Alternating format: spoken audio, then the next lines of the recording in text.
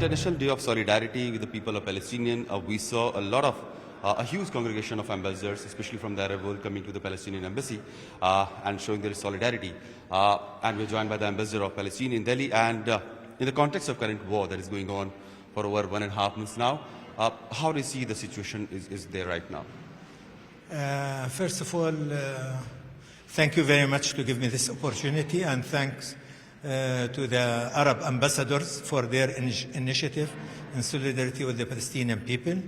And let me say that situation is still very bad.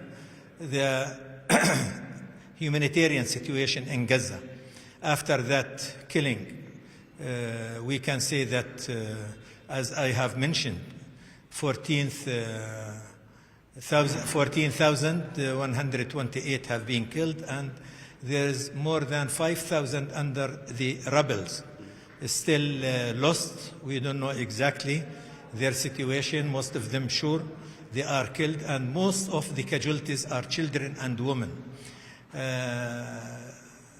When you talk about 2.2 million or more in Gaza Strip without food, without fuel, without electricity for a month and a half, you can imagine what is the situation. Now the problem with the Israeli government, after all that killing, are minimizing the supplement of humanitarian things, including medicine. As an example, nothing of medicine has reached the hospitals in North Gaza. So even in the days of the truce that we have seen, like a few days of truce has happened, you are saying that the humanitarian aid necessary for the people of Gaza are still not reaching them? Yeah, I mean, when you talk about 50 truck or even 100 truck, it's nothing after 52 days now of this war. So it's nothing. At least they need, as I have heard from the UNRWA lead president in Gaza Strip yesterday, he said we need 300 truck for 2 months to get the minimum needs of Gaza Strip. So especially, I mean, we are coming to the winter time now. We are in December. After 2 days, it's very cold. They don't have even petrol to warm themselves in these tents after the demolition of their homes. So, how do you see the world community's pressure? Is it working for the people of Gaza? Have they been able to put enough pressure on the people, on Israel, on Egypt, to ensure that these humanitarian aid reaches out to the people? Because it's been almost 50 days and people are still lacking food and medicine and other support.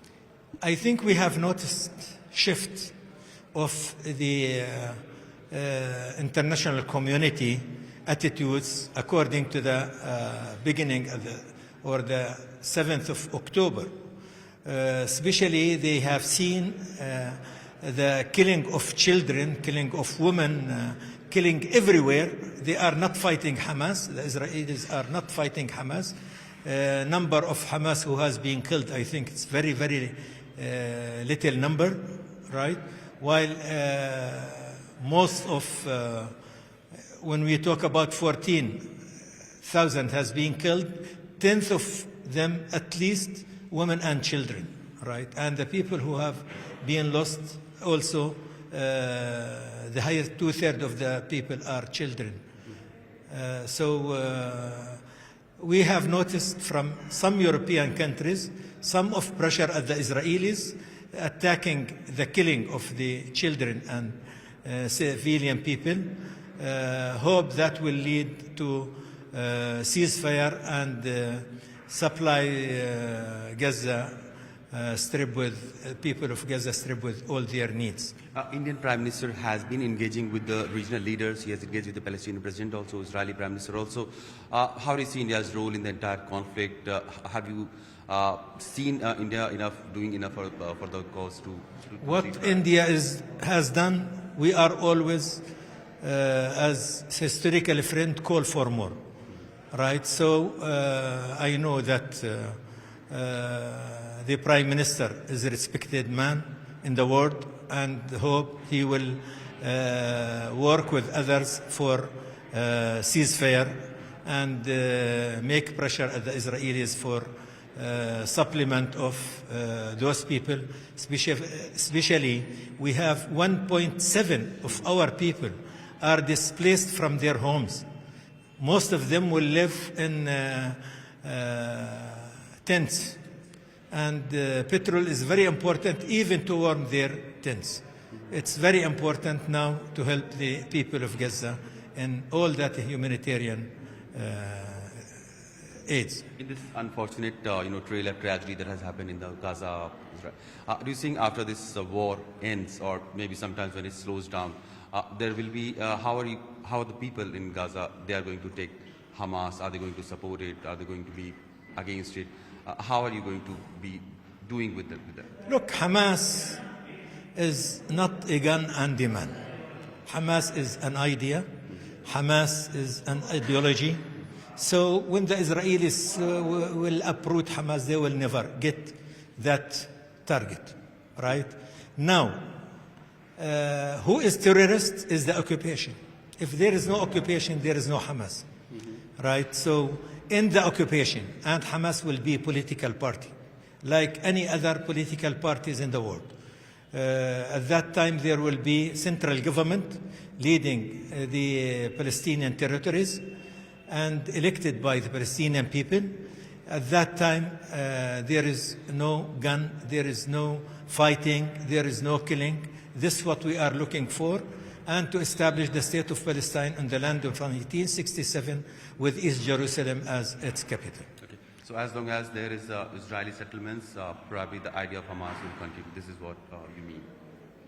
Again? As long as the Israeli settlements are there, the idea of Hamas will continue. As long as the occupation is there. The occupation, whatever, settlements or without settlements, the occupation is affecting each side of the Palestinian people. When I spoke that there are 645 military checkpoints between the towns and cities, do you know some women have given birth on that military checkpoints? They don't respect even the people when they want to move. When they allow people, they want to move, he's sitting on the chair, putting the gun in his hand, left hand, and move by his leg to the people like that, to the cars to move. So this occupation is one of the worst occupations in the world. It should be ended, and if they think that the Palestinian people once a day will raise a white flag, they live in a dream, right? Our home, we are fighting for more than 100 years since the British mandate has come to Palestine. We are ready, and I hope not that we will get our rights, because if the international community did not make pressure against the Israelis will never come to peace, right? Otherwise, the war will be there, and hope it's the last war. Thanks, sir. Thank you for talking to us. So it was Palestinian ambassador who shed light on what is happening in Israel and Palestine, and what could be the way forward so the future conflicts in that area does not escalate to the level which we are witnessing right now.